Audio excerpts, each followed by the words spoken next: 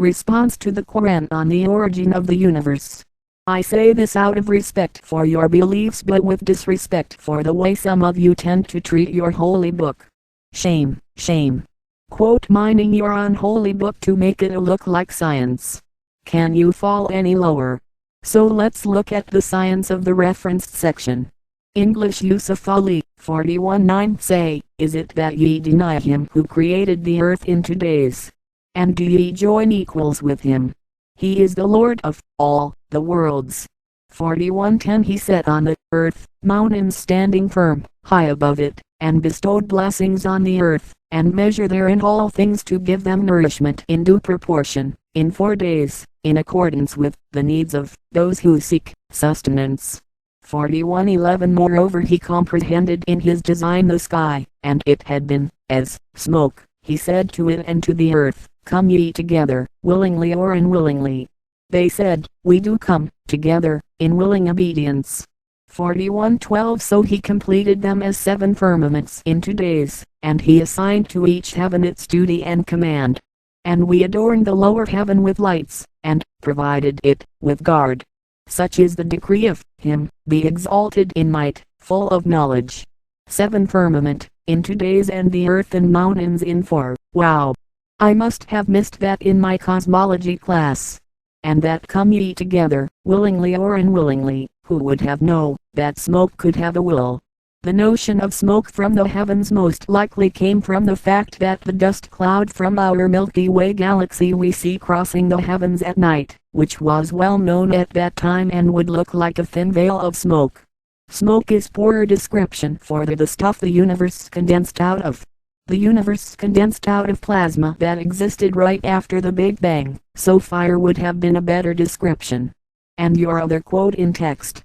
English use of folly, 21:30 Do not be unbelievers see, that the heavens and the earth were joined together, as one unit of creation, before we clove them asunder. We made from water every living thing. Will they not then believe? Slightly different translation, but wrong in either case. The stuff the universe was made out of was very different than the stuff that existed billions of years later to make the earth. The heavy elements that make earth feasible did not exist at the beginning of the universe. Heavy elements come out of the life cycle of stars. The earth is a byproduct of the existence of the universe.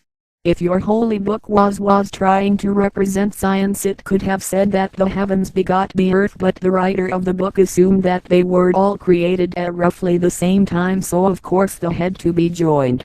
What great science! What is this life made from water? Life comes from a very complex set of chemical reactions mostly built around carbon, so ash or charcoal would have been the more informed choice. The notion that life needs water, I suspect, has been known since early man. Maybe this is some leftover from Aristotle or other ancient cultures, but it has nothing to do with our understanding of life, and where it is from. Now for your other absurdities. If you're going to state something as being undisputed, make sure someone in science actually agrees with it. I notice you only show pictures of nebula, don't have any saying that the universe formed out of smoke. I don't know what the story is with your Dr. Alfred Kroner, but I wonder what he thinks of it now. And the ultimate check on the science of the Qur'an is how its followers have been able to utilize it. Who was that great Muslim scientist who, working from the science in the Qur'an, was able to work out all those discoveries behind the Big Bang and the nature of the universe? The Muslims should have had hundreds of years to take advantage of all that science and become the leaders in theoretical physics that we all know them as today. Not, at least from what I have seen of the Qur'an, and those are the pieces you enlightened Muslims have directed me to. The context of Qur'an appears to have nothing more than the medieval understanding of the world, and really only makes sense from that basis. The fact that you chose to take your own document out of context to try and fool those less knowledgeable on the Qur'an than you quote mine it, finding morsels that resemble science, while the surrounding text is absurdly unscientific, demonstrates the pure lack of respect and reverence you have for it. I'm sure some of you will be saying I am being disrespectful to Islam, but it was not me that is trying to pass the Qur'an off as something it is not. Had the context of your quotes supported your premise, I would not be here scolding you for quote mining. It is you, in your arrogance and pride, that warps God's words into something more palatable to the modern man. Peace.